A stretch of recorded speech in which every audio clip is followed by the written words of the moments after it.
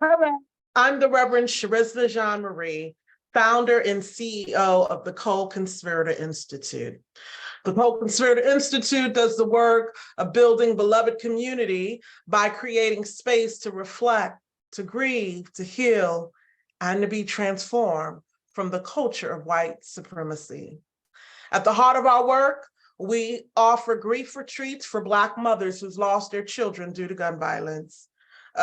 I'm excited to share with you in this time ways in which being part of the cohort has really supported me and led me to build up skills as a nonprofit executive. This evening, or perhaps afternoon, or even morning, I want to share with you the importance of knowing your numbers. I want to share a little bit about me. First, I'm from New Jersey. I live in Nashville, and I've been in Nashville for quite some time. And I'm excited about building a nonprofit organization that's justice oriented, and an opportunity for me to create space for us to do the real deep work of reflecting for the sake of grieving, healing, and to be transformed from white supremacy culture. That is our heart and goal for the Co-Conspirator Institute. We started the Co-Conspirator Institute in honor of my nephew, Christopher Moran. Christopher Moran, my nephew, he was 20 and he was murdered in 2019 because of gun violence. So I enter into this work from a very painful place, but also a place of healing as I continue to grieve the life of my nephew, and yet use his life as inspiration to create space to do the work of transforming the world through people. When I started the nonprofit, I was not aware of the many layers of skills that I would need to be a successful executive. I wasn't also aware of the many skills that I brought. And so every day I continue to uncover skills that I have and skills that I will continue to gain as I continue to build this work at the Co-Conspirator Institute. One of the very important skills that I continue to learn about are numbers. And so I want to talk to you about knowing your numbers, the importance of knowing your numbers, and the way in which, when you know your number, how it can be helpful for you to be successful as a nonprofit executive. I started this work unaware of my relationship with numbers, with money.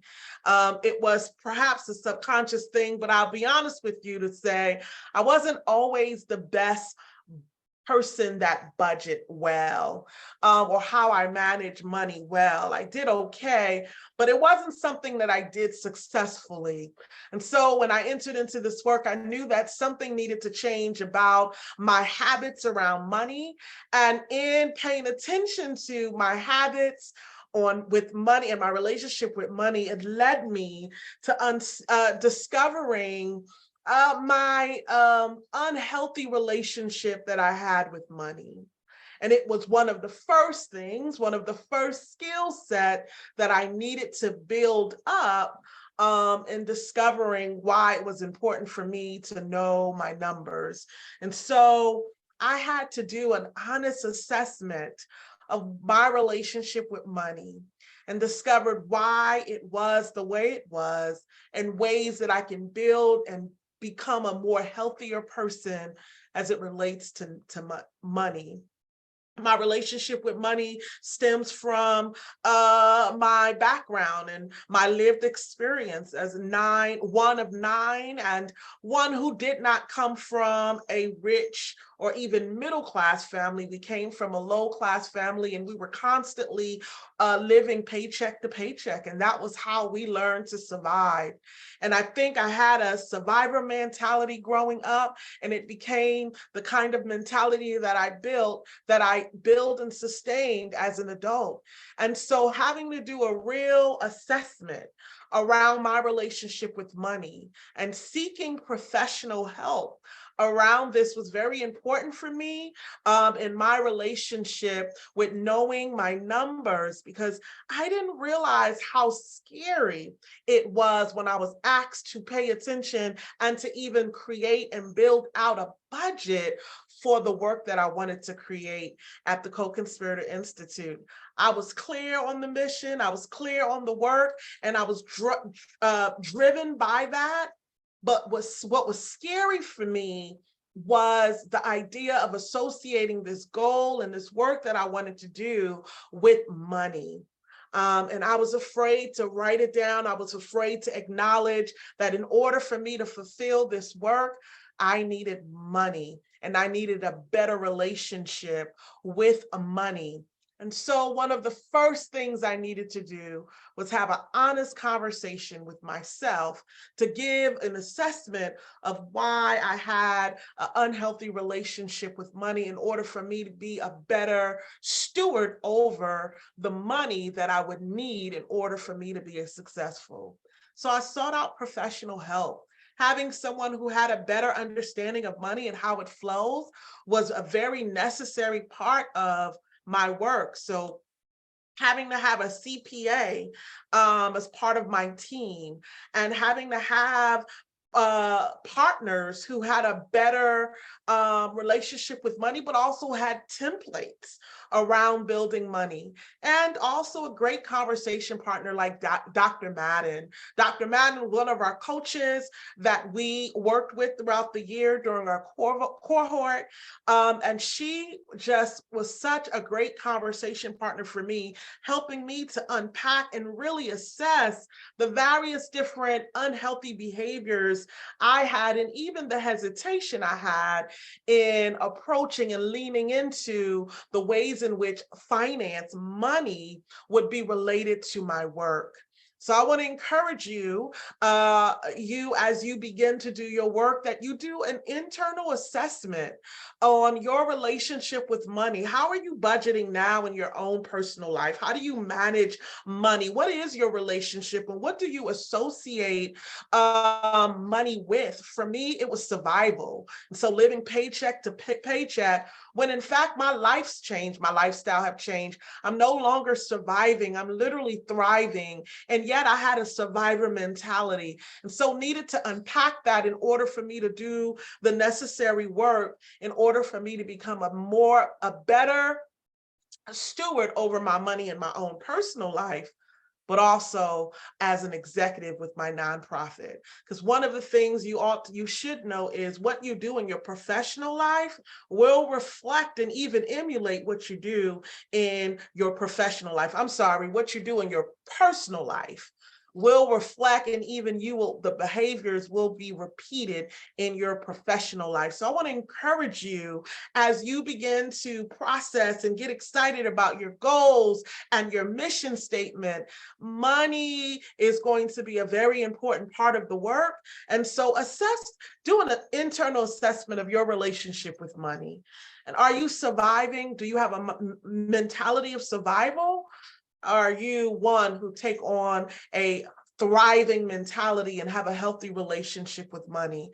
Perhaps you need support like I did, finding a CPA, finding partners who have a better practice on budgeting, getting a template. NBA, Darnell, and Ashley provided us with budget templates that was really helpful for me. The great thing about this journey is you don't have to recreate the wheel. There are actually resources that are out there that you can use that are already created, templates that are already created, so you don't have to start from scratch, which was so helpful for me as I was doing my own internal assessment and seeking resources and support to become a better executive. Another thing about knowing your numbers, a very important part of knowing your numbers, is to identify the need, identifying the need. it was such a aha moment when I realized all of the amazing work that I wanted to do with my nonprofit was associated to money. It was associated to money. You cannot do the work if you do not have money, unfortunately. And so identifying the need. So I was able to write all the goals and all of the programs and even the mission statement and the vision statement down. When I wrote that down, I also needed to understand and identify what it would take financially in order for me to meet my goals. So I want to encourage you to identify your need. Write down as you're writing down your goals and your mission and all of the work that you want to do. I want to encourage you to also, as you're doing that you're also identifying what it will take financially in order for you to meet your goals. So identifying your needs through your goals, what will it take financially to complete and to be successful in completing your goal is a very important question. So I want to encourage you as you assess internally, you're also writing down your goals and using your goals and your mission statement as one resource in order for you to be able to identify the needs you have financially. And then the third thing I want to encourage you to do is write it down. Getting a budget template was one of the helpful tools that I received from our cohort with the NBA Entrepreneur Program. They gave us a budget template, and it took a couple of days for me to really sit down and process. And the process itself got scary for me because when you're beginning to write it down, at least for me, it became real. So I had to unpack the realness of this work by writing it down. The budget templates were very helpful for me because it gave me line items that I didn't even think about, right? And so writing it down helps you to really process, and also it gives you an opportunity to really begin to reflect and think through the things that you probably did not think about. I didn't think about office supplies and technology support.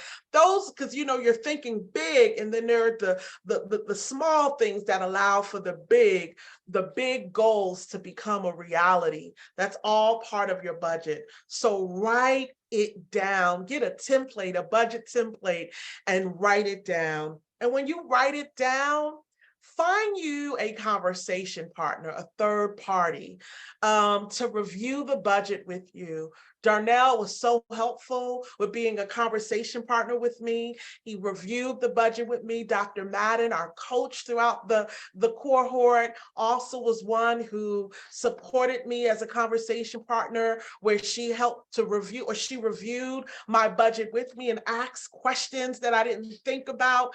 Find you some conversation partners and some coaches, perhaps your board members. I had some board members that I reviewed the budget with that allowed for me to really think through and assess my budget so that it can be a helpful tool, a realistic tool, in order for me to become successful in my work. And then don't be afraid. Don't be afraid to edit the budget as you go.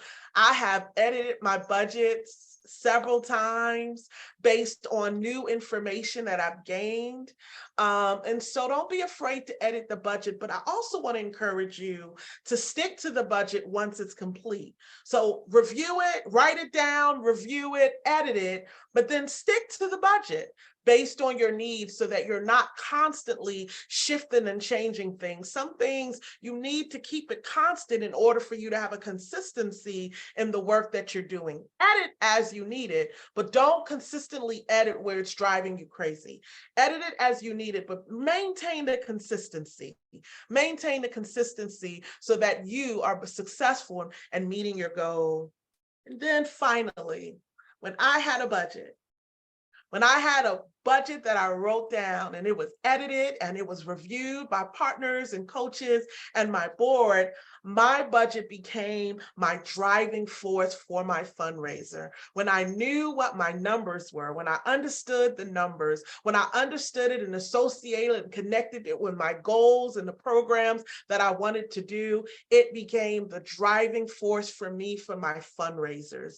It was talking points for me. It were conversation partners and points for me. It became the driving force for me in fundraising, talking to funders, talking to stakeholders, talking to my board members, to my volunteer staff, talking to everyday people who would send donations.